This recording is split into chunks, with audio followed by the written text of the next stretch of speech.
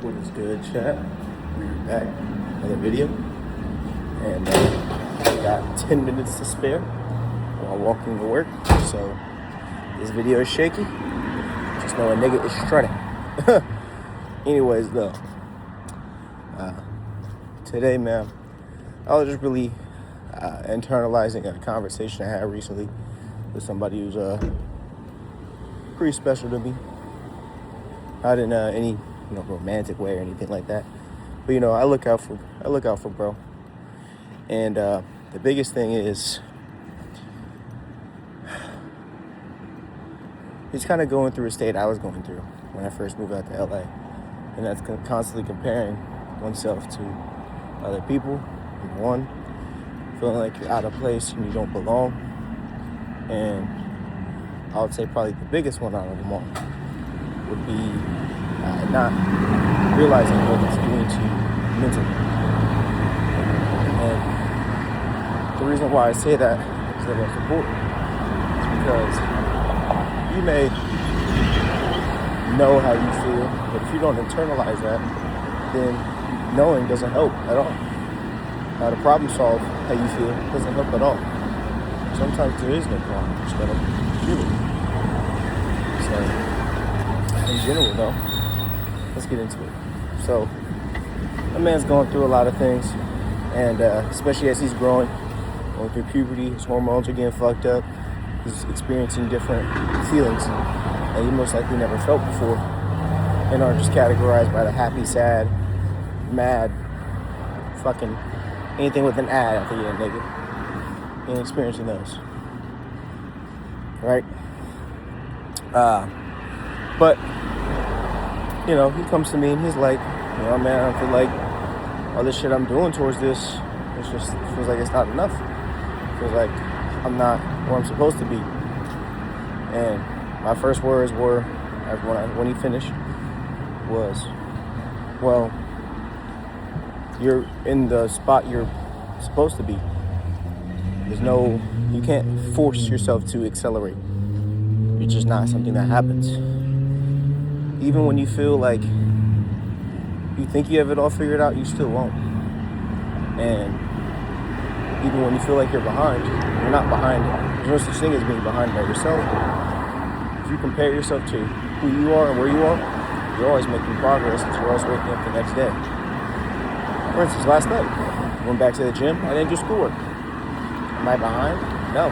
That's just what it was. I haven't gone to the gym in a week.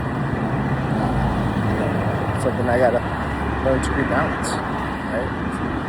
It's going to be now a trait I can pick back up. I had to figure out how to work out a heavy workload as well as balance work and still my health. So what do I think? Okay, I'm going to hit the gym, be more committed. I got to do less reps that are more meaningful. I got to do perfect form reps. Whether that's 100 reps, 200 reps, don't matter.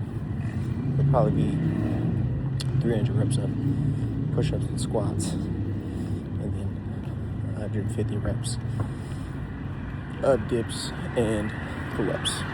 And then a good 6 to 12 minute ab circuit.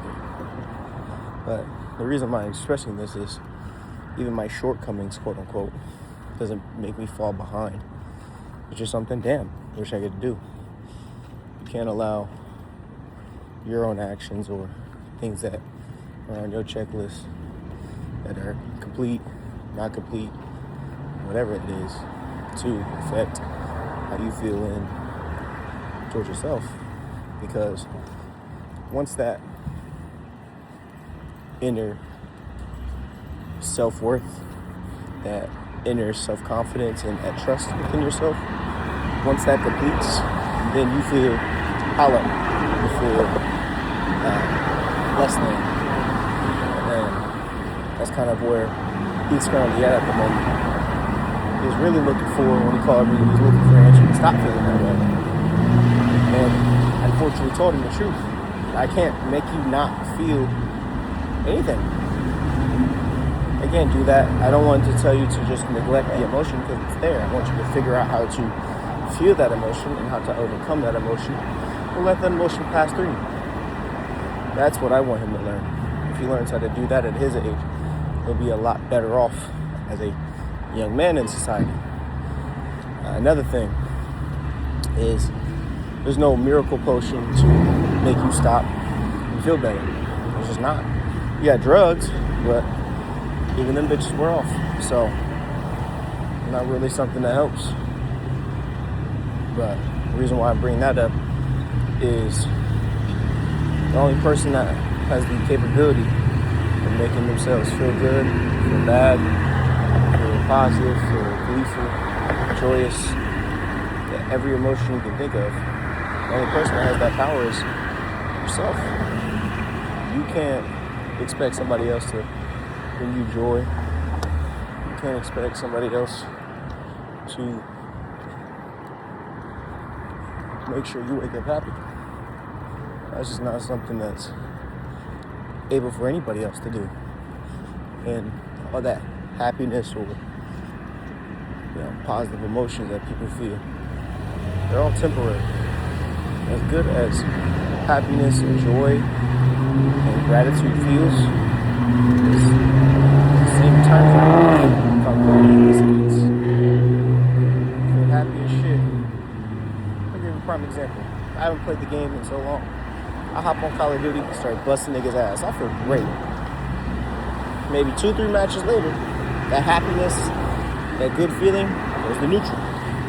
I'm just playing the game, still having fun, but I'm not at an ecstasy, happy level. I'm just back at my neutral. Next thing you know, some bullshit happened, and they will be upset.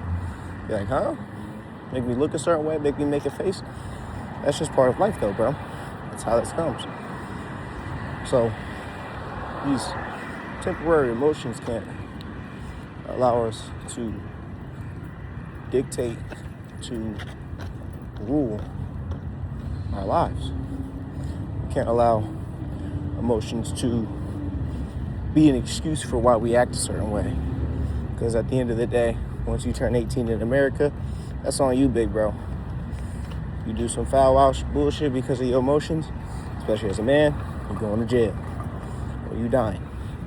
As a woman, shit, who knows what could happen to you? It's far worse. But my point I'm trying to make is that individual is looking for peace. He doesn't want war in his mind. He's tired of his limiting beliefs. He's tired of needing something to latch on to versus just to stand up for himself. That is what he's looking for. Unfortunately, I don't got the answers for him.